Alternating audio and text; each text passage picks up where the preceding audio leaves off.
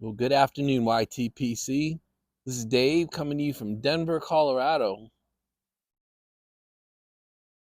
It's about 3 o'clock here in Denver on Sunday, January 21st. Smoking my Falcon and an homage to my dad, a little half and half. The classic, right? Half and half, and it's about in a Falcon.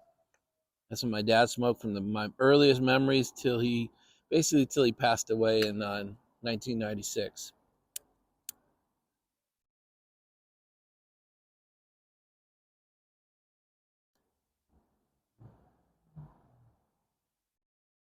Some of you said tobacco may taste different in a Falcon. I think part of the reason is the draw is so easy. I mean, it's I've packed this pretty tight. I think the draw is so wide open that may change the taste. It's so easy to get oxygen through the tobacco.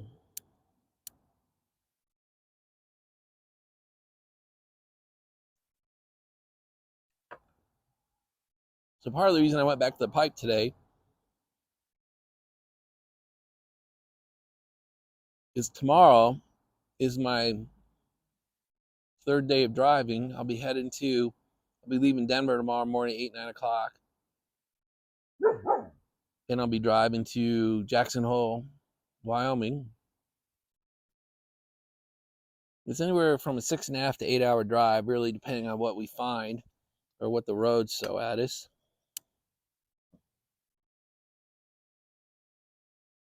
The halfway point is Rawlings, Wyoming on I-80 if you care to look it up.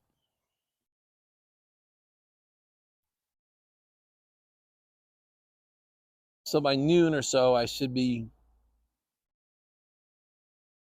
heading off the interstates and onto the Wyoming state roads and into the interior of Wyoming.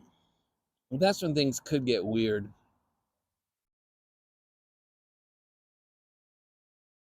I will video along the way. I won't have, there will be no one in the car with me. Ranger won't be in the car with me. And I've saved my last 2 cigars for that trip. I have one more Oliva V and one more oak tree, charter oak, geez, that I'll be smoking on the way tomorrow. I think I said in yesterday's video, it's way easier to smoke a cigar than this when you're actually driving. Keeping a pipe lit, getting a pipe stuffed and lit and tamped and keep it lit. I think that would easily fall into driver distraction, in my opinion. So dinner last night, I said we were heading to Hot Pot. We got skunked on that. It's a no reservation, first come, first serve, and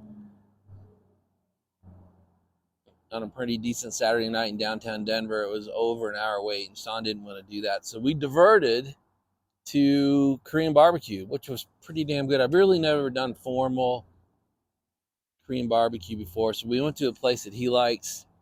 He acted as the chef of the night and cooked our food for us, and it was really fun. So we had a great dinner.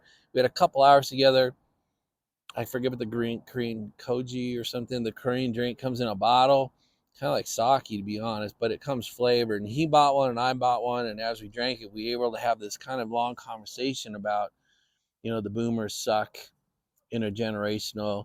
And I said, hey, let's not fight about it. Let's not debate it. I just want to ask you some questions in here, kind of what you think. And boy, he went for it. It was a great conversation. So he told me exactly what his generation is saying and exactly what his generation is hearing. Now, when I say his generation, it's probably like him, 20 of his friends, right? But that's a better sample set than I could come up with.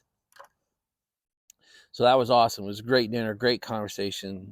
We had, fantastic. That foundational level conversation you hope to have with your kids someday. Well, I got to have it last night, and there was no one else around. The restaurant was packed, but there was no one else at our table. Our wife, his mom, my wife wasn't there. His friends weren't there. My friends weren't there. There was no one to pollute the conversation.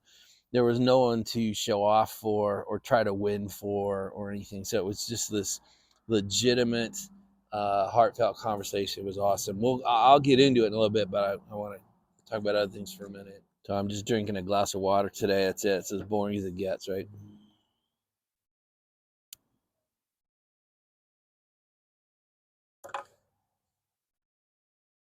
Had a good day today. Got Sean moved out of his storage unit. Everything that was over there is now here at the house.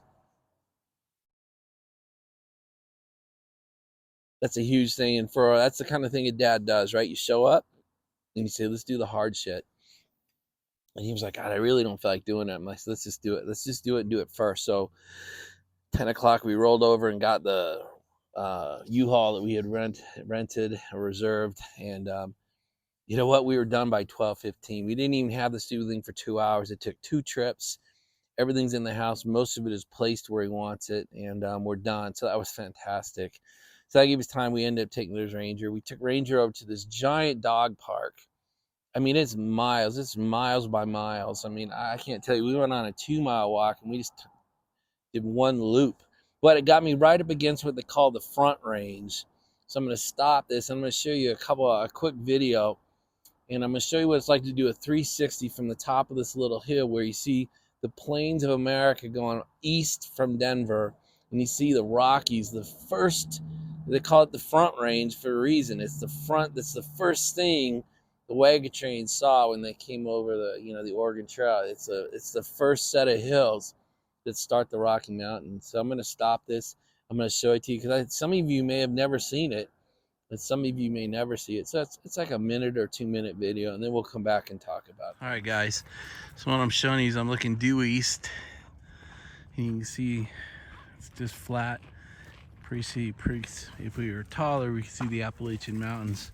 But as we spin around and look due west, what you see is what's called the Front Range here in Colorado.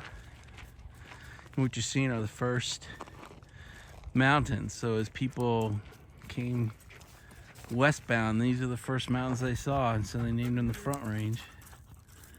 And down here, those are called the Flatirons, and they are just outside of downtown Boulder, Colorado. And right in here, you can kind of see the Rockies starting to take off. Get above tree line, you see the snow, but the Rockies are being coy today, and we're not going to be able to see much of the Rockies. So you can see the Front Range, you can see the Flatirons, and you can see a little bit of the Rocky Mountains themselves. But that's going to be it for today.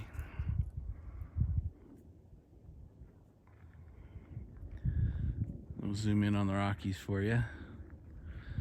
That's the best I can do. I'll keep you zoomed in so you can see the Flatirons. It's a great place to climb if you're a rock climber. All right, guys, that's it. Pretty cool. It was a good experience. Great for Ranger. It was good for me. Spent a little time outside. Good to get a couple-mile walk in. Sean got called into some emergency work for work, so he's doing some programming for the next few hours. And then we have a sushi dinner tonight. I've been to it one time before with him. It's his favorite sushi restaurant. It's right downtown. It's pretty expensive. It's pretty much in the bougie side of Denver, sort of the south rich side. Sushi Den, I think is what it's called. It's fantastic. But it proves to me there's no real recession in right now, because it's not unusual to spend $200 a head at this dinner, which I know it sounds insane. The place is packed. You can't get in. It's booked out. It's booked out 15 days. I mean, to capacity at $200 a head. I can't get my head around it.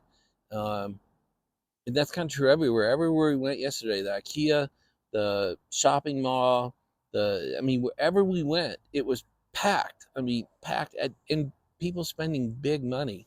Crazy. But anyway, that's dinner tonight. So letting the boy work. It made a perfect hole in my afternoon to come out here and talk to you guys for a little bit. He's doing some work, then we'll get cleaned up and head to dinner later around 6 o'clock. Ranger can't believe I'm not playing with him. So Potter Piper made a great comment in one of his vids. I can't remember which one. Sorry, I've lost track. I'm over. I'm overwhelmed trying to keep up with everybody right now. But one of his last vids talked about springboarding, and that was a perfect word for what I do from you guys, from your videos and from your comments. I springboard off of them quite a bit, and I find what you guys suggest or video or say in your comments to me to be incredibly inspiring, and I can springboard off of those into other ideas. So I just thought that was really cool, and I see other people springboarding sometimes from my videos or my comments to their next video, and I just thought that was great, and I just wanted to give Potter Piper the kind of the credit for the term, because it's exactly what I feel like I do. I call it stealing. I steal ideas from you. His was less offensive, of course. Springboarding. So I just want to say kudos to you. I think we see springboarding all the time in here, and I'm glad for that. So a lot of you guys commented about the intergenerational discussion that we started yesterday, and the problem between boomers and all the other generations. And I think everyone seemed to get it, that really every generation throughout all the generations usually complains about the one in front of them and the one behind them, or two in front and two in back. I mean, no one's ever happy. You left us a shitty world, or you don't get it. You don't understand. So I really kind of respected all the comments I saw, that came out of that. And some people said, hey, well, this would really be a series. It's too big, too complex a subject matter for us to try to deal in one video. And that's probably true of most of the things that we try to attack. And maybe I shouldn't say we, maybe I should just take the blame. A lot of stuff I just throw out to you on my channel is too complex. Really be handled on YouTube, really, but certainly in one video and a bunch of comments.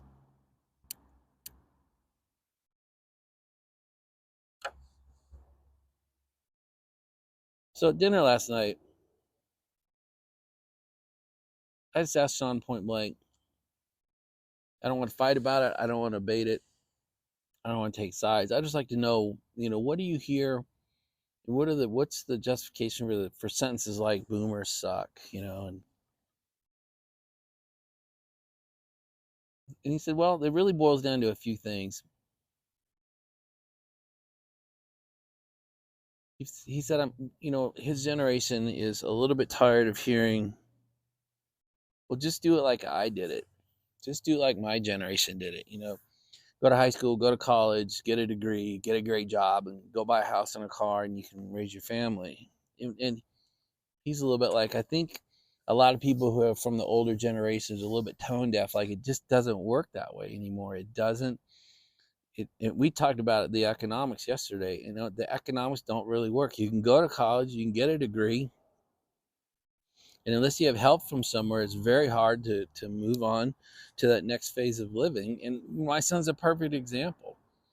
I think he graduated, and day one in high school, day one out of college, they promoted him. They hired him in as a senior software developer because of his resume, and they're paying him like $110,000 a year. Day one out of college.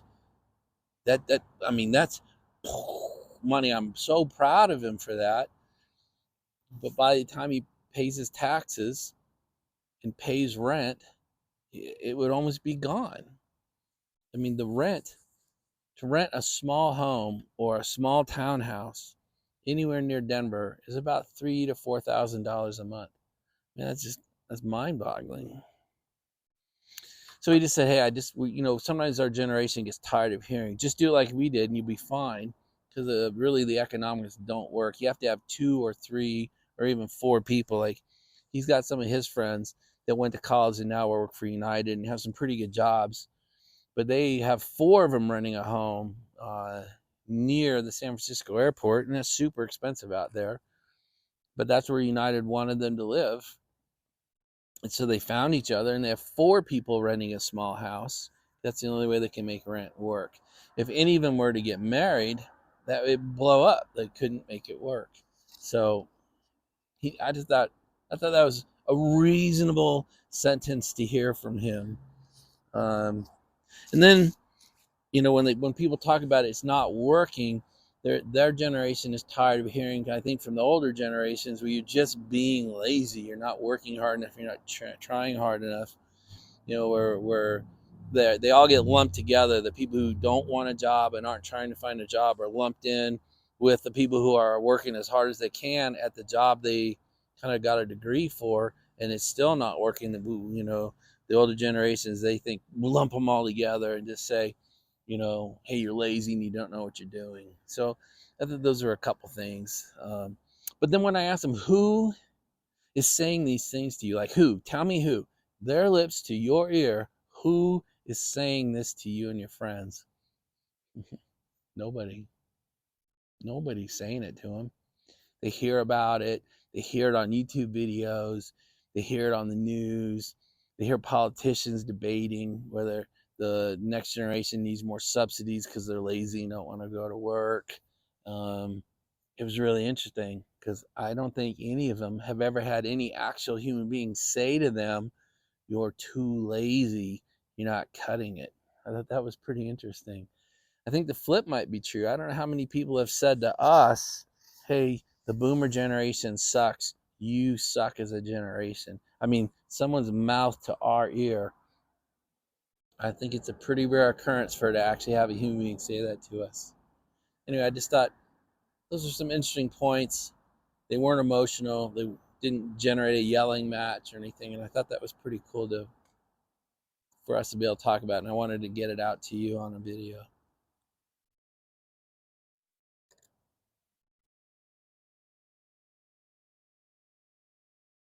I don't think I've said much that raised the offensometer lately, so I'm gonna throw something out that's probably gonna cause some offense.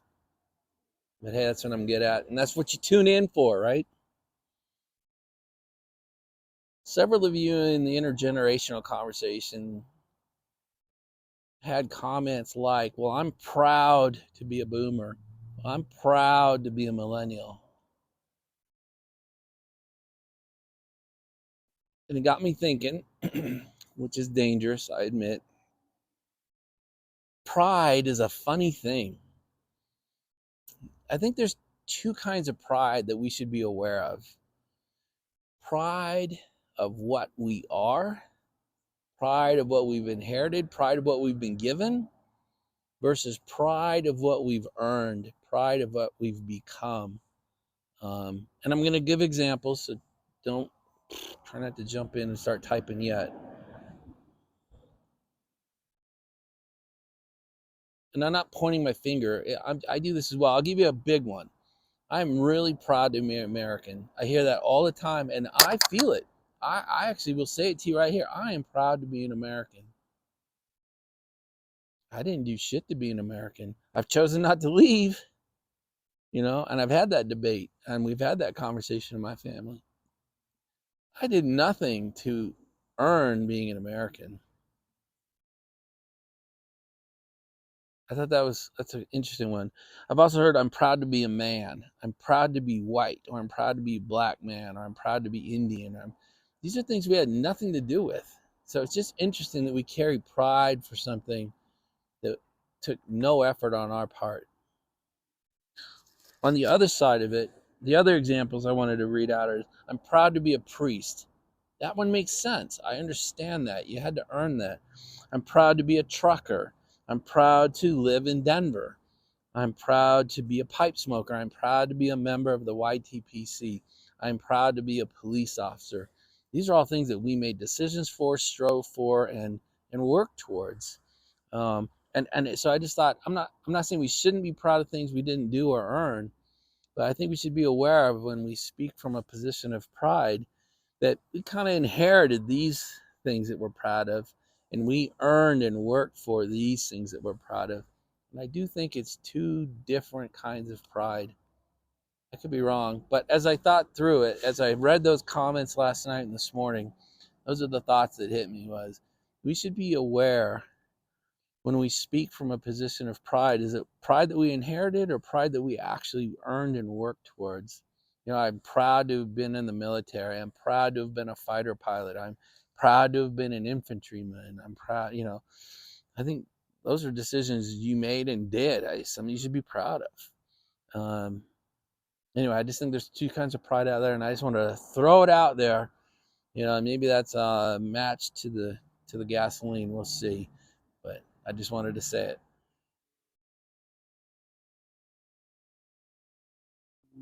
Well, guys, I think that's it for the day. I think we'll shut up, get this in the can, and get it uploaded for everybody, and we'll see how it goes in the comments tonight and tomorrow.